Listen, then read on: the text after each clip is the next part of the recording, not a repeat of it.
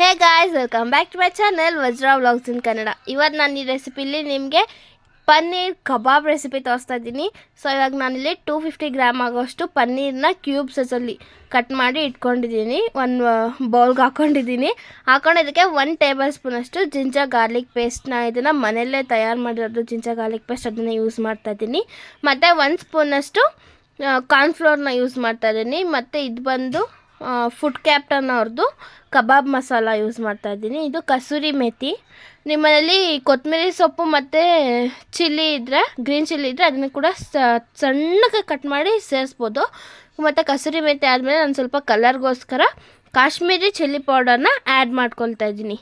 ನಂತರ ಸ್ವಲ್ಪ ಬಿರಿಯಾನಿ ಮಸಾಲ, ಮತ್ತು ನಾನು ಇಲ್ಲಿ ಮೈದಾ ಇರಲಿಲ್ಲ, ಮೈದಾ ಬದಲು ನಾನು 1 ಸ್ಪೂನಷ್ಟು ರೈಸ್ ಫ್ಲೋರ್ ಮತ್ತು 1 ಸ್ಪೂನಷ್ಟು ಗ್ರಾಮ್ ಫ್ಲೋರ್ ಅಂದರೆ ಕಡಲೆ ಹಿಟ್ಟನ್ನ ಯೂಸ್ ಮಾಡ್ಕೊಳ್ತಾ ಇದ್ದೀನಿ. ಇದು ನಾವು ಮೊಟ್ಟೆ ಬಳಸದೇ ಇರೋ ಕಾರಣ ಅದು ಫಸ್ಟ್ ಡ್ರೈ ಮಿಕ್ಸ್ ಮಾಡಿಕೊಂಡು ಆಮೇಲೆ ನೀರು ಎಷ್ಟು ಬೇಕಾಗುತ್ತೆ ಅಷ್ಟು ನೋಡಿ ಚಿಮ್ಸ್ಕೊಂಡು ಮಿಕ್ಸ್ ಮಾಡಿ ಒಂದು 30 ಮಿನಿಟ್ಸ್ ಅಷ್ಟು ಮ್ಯಾರಿನೇಟ್ ಮಾಡಿ ಇಡಬೇಕಾಗುತ್ತೆ. ನಂತರ ಕಾದಿರೋ ಎಣ್ಣೆಗೆ ಒಂದೊಂದಾಗಿ ಕ್ಯೂಬ್ಸ್ನ ಬಿಡ್ತಾ ಹೋದರೆ ರಿಯಲಿ ಸೂಪರ್ ಟೇಸ್ಟಿ ಸ್ಟ್ರೀಟ್ ಸ್ಟೈಲಲ್ಲಿ ಪನ್ನೀರ್ ಕಬಾಬ್ ಮನೆಯಲ್ಲೇ ತಯಾರಾಗೋಗ್ಬಿಡುತ್ತೆ. ಮನೆ ಮಂದಿರ ತುಂಬ ಸಿಕ್ಕಾಪಟ್ಟೆ ಇಷ್ಟಪಟ್ಟು ತಿಂತಾರೆ. ನೀವು ಕೂಡ ಇದನ್ನೊಂದು ಸಲ ಟ್ರೈ ಮಾಡಿ ನೋಡಿ. ಫ್ಯಾನ್ ಅಂತ ಹೇಳ್ಬೋದು. ಮತ್ತು ಇನ್ನೊಂದು ಏನಂತ ಅಂದರೆ ಇದಕ್ಕೆ ಉಪ್ಪನ್ನ ಸೇರಿಸ್ಬೇಡಿ, ಪ್ಯಾಕೆಟಲ್ಲೇ ಇರುತ್ತೆ ಉಪ್ಪು. ನಾನು ಇದರಲ್ಲಿ ಯಾವುದೂ ಉಪ್ಪು ಸೇರಿಸಿಲ್ಲ. ನೀವು ಅಷ್ಟೇ ಯಾವುದೂ ಉಪ್ಪನ್ನು ಸೇರಿಸ್ಲಿಕ್ಕೆ ಹೋಗಬೇಡಿ.